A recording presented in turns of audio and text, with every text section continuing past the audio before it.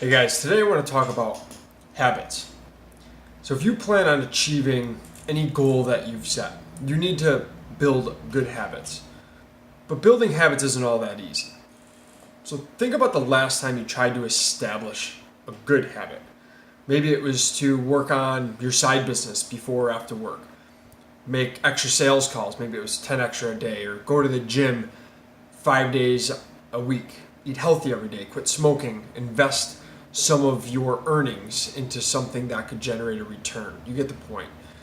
But if you think about it, it's like on New Year's Day, right? When everyone has their resolution plastered all over social media, and within 1 to 2 weeks, maybe sooner, they're right back to where they were on New Year's Eve. Why is that?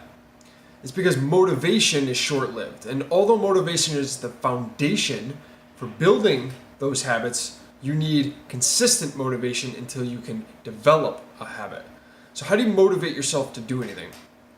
Well, a few years back, I was really into fitness, and I still am. But back then, that I dedicated a lot of my time to it, and I knew that in order to achieve my fitness goals, I need to build habits that would allow me to achieve success, and that meant consistently getting to the gym every single day before work and eating healthy 90% of the time.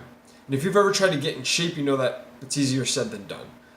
So the first thing I did was I built the habit of getting up 1 hour earlier than I normally did. And just like the New Year's resolution, the first few days were super easy, but that motivation ran out quickly and I needed some help. So what I ended up doing was using the sound or the music from a motivational video called Rise and Shine that Nike put out. And I used that as my alarm clock. And immediately upon waking up, I would watch that motivational video. And I know it may sound ridiculous, but it worked for me and it worked into building myself into that habit. Now, I've learned that good habits can often be used in all aspects of life, and good fitness habits can be translated into good business habits. So I want to go over about 10 different ways on how I can apply building good habits into fitness and business. So number one is change your perspective. If you apply this to fitness, you want to find a reason to work out that doesn't directly relate to fitness and nutrition. So for example, if you have children and you want them to see you as a healthy and fit role model so that they mimic the path you've taken to care for your body, you want to use that as your reason to stay consistent. In business, instead of chasing that almighty dollar, do your work for the reason of good, meaning don't work more to sell more and ultimately make more. You want to do great work that is truly beneficial to others and the rewards will follow. Number two, you want to set short-term and realistic goals. So in fitness, if you want to lose 100 pounds, you want to set smaller goals before trying to achieve that, such as losing 5 to 10 pounds within a 30-day window. In business, the same rule applies. If you need to grow revenue this month by 10%, figure out what that daily or weekly number in sales is instead of breaking it out in an entire month block, as that'll be a much larger number. Number three, start at the same time. In fitness, just like getting up and going to work or school at the same time each day, you need to do the same thing for your workouts. This will drive consistently and build it into your daily routine.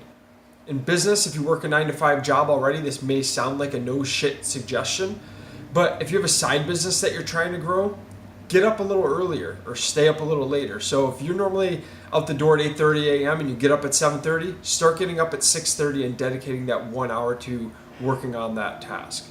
Number four, write everything down. In fitness, if you perform an exercise, write it down. Eat something, write it down. By keeping this log, you can hold yourself accountable. If you want to know why you didn't lose weight, you gained weight that week, you can go back and see that, oh shit, we ate that whole box of Oreos that night. In business, I personally keep a journal next to my bed and write down 3 to 5 successes I had for that day, no matter how small. It helps keep your mind right and shows that you're making a little bit of progress each and every day. Number five, partner up. In fitness, you want to find a friend or a family member that has similar goals to you and work out together. You'll hold each other accountable and keep things competitive. In business, if you happen to be freelancing or working on a business project alone, it sometimes helps to find others to work near who are doing the same thing. It helps to relieve the feeling of loneliness and reduce stress and anxiety. And it's one of the reasons why these co-working spaces are on the rise. So find some other people. Number 6, listen to music. In fitness, please don't listen to slow music, but you need tunes that are really going to get you moving, get pumped up. And do this before and during your workout session. In business, obviously this is going to depend on your preference for music and sound while you work, but create a playlist for yourself that helps you focus and be creative. Number 7, change up your scenery. In fitness, if you get bored going to the gym, go to a playground or a beach or your living room. Change up the surroundings and keep things fresh.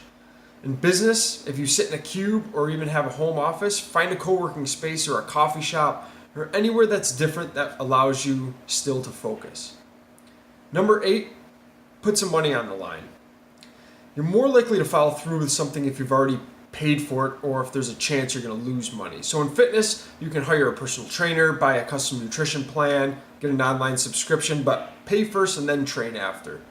In business, I recommend giving a friend or mentor $100 to hang on to until you get through the tasks that you say you're going to do. You don't have to be successful with those tasks, but you have to go through the process of completing those. Number 9, you have to want it. And this applies to both. Ultimately, none of what I've just said matters if you don't want it bad enough. So tell yourself that every single day out loud. And lastly, if you don't feel like it one day, commit to exercising or working through a task for just 5 minutes.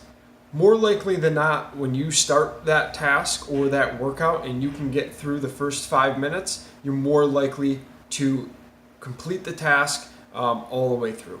So try some of these out. Let me know how you do. Comment below and make sure to subscribe.